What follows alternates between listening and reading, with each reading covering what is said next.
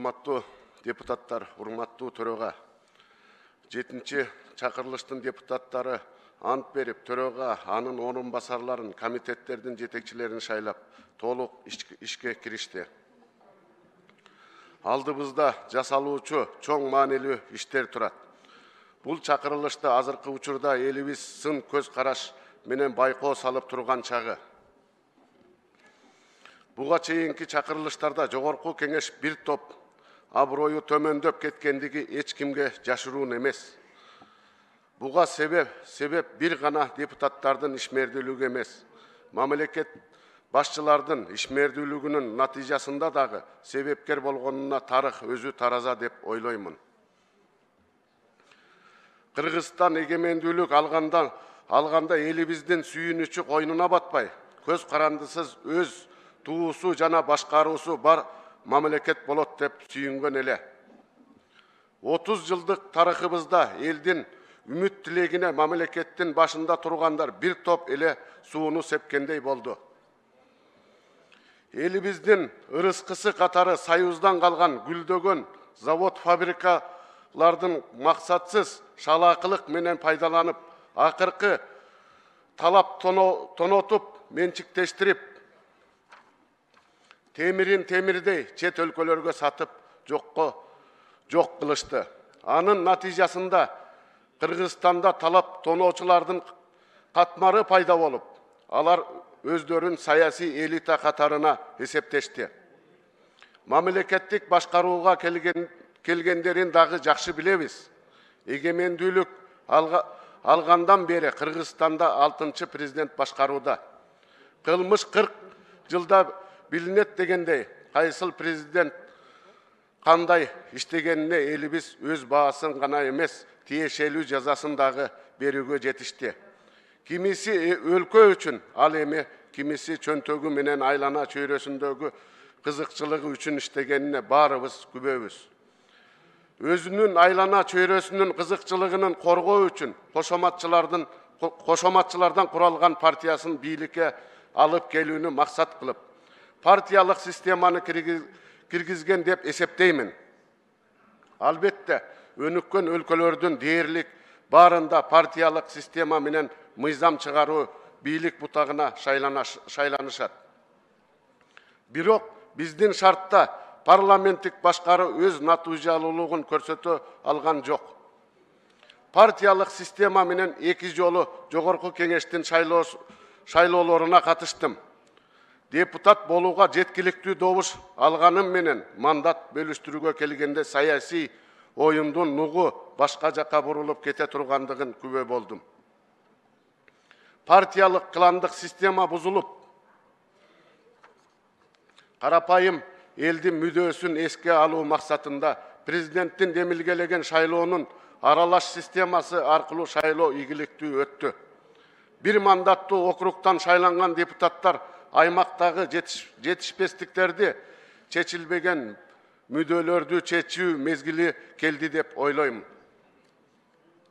Ал эми жогорку кеңештин буга чейинки чакырылыштарынын жоопкерчиликтерине кайрыла турган болсок, мөңгүлөрүбүздү талкалоого, кем байлыктарыбызды болбогон тыйынга сатууга, жерлерибизди кошуна мамлекеттерге берүүгө добуш берип, кол коюп, элибизге кыянаттык кылган депутаттар бар. Алардын айрымдары бүгүнкү күндө дагы арабызда отурат. Ал адамдар өз баасын сөзсүз аларына ишенем.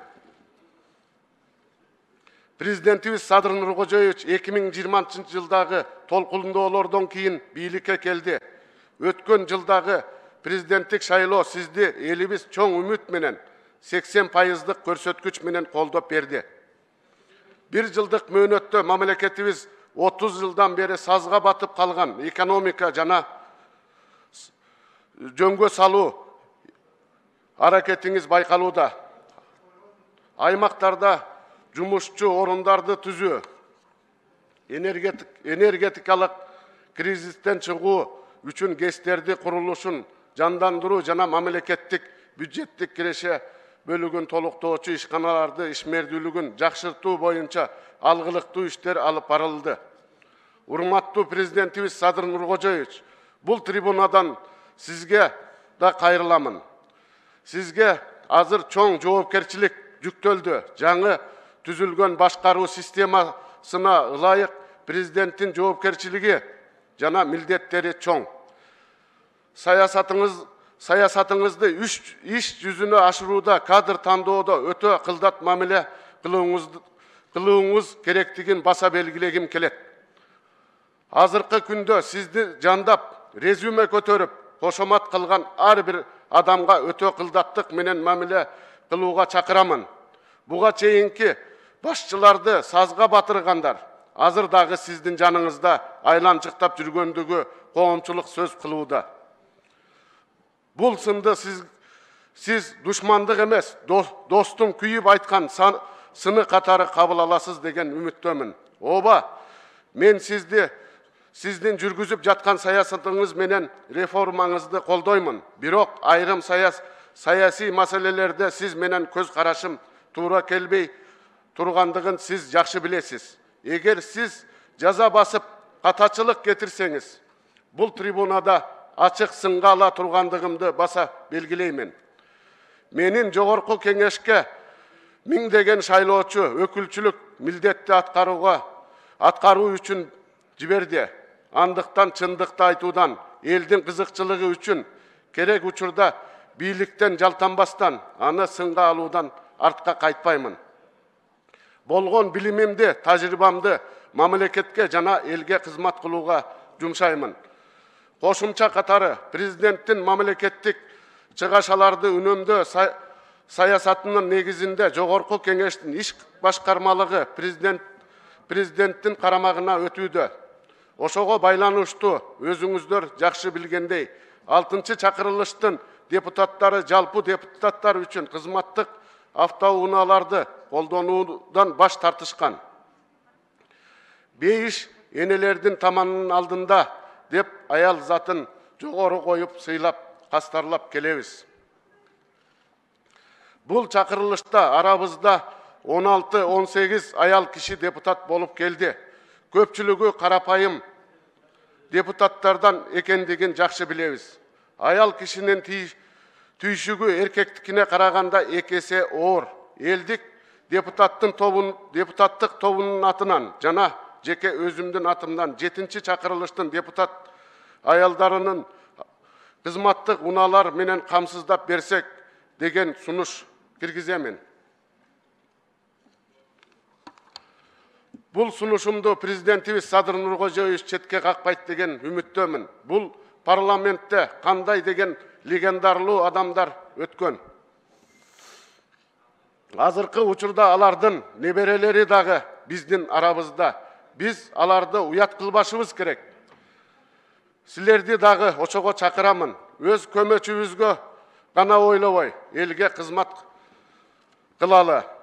Көңүл бургандыгыңыздарга чоң рахмат. Анан мен бүгүнкү күнү ушул 309-чу токтом боюнча мамлекетибизде баягы талаш тартыш жаратып, элибизди, коомчулугубузду мына бүгүнкү күнү Садыр Нуркожоевич президентибиз элибизге жеңилдик беребиз. Элибизге ошол кредит судаларды берип, үрөн, жер семирткечтерди беребиз деп элибизге жакшы сөзүн айтып, элибизди кубантып, элибиздин жашоосун оңдойбуз деп атса, бүгүнкү күnkү ошол кабинет министрлерде, министрликтер өздөрүнүн сунуштун кылып, өзүңүздөр угуп көрүп атасыздар. Мына маган дагы миңдеген кишилер кайрылып, ошол көл өрөнүнөн, көл элемес Чүй, Ош, Жалалабад таластан бүт жерден кайрылып атат.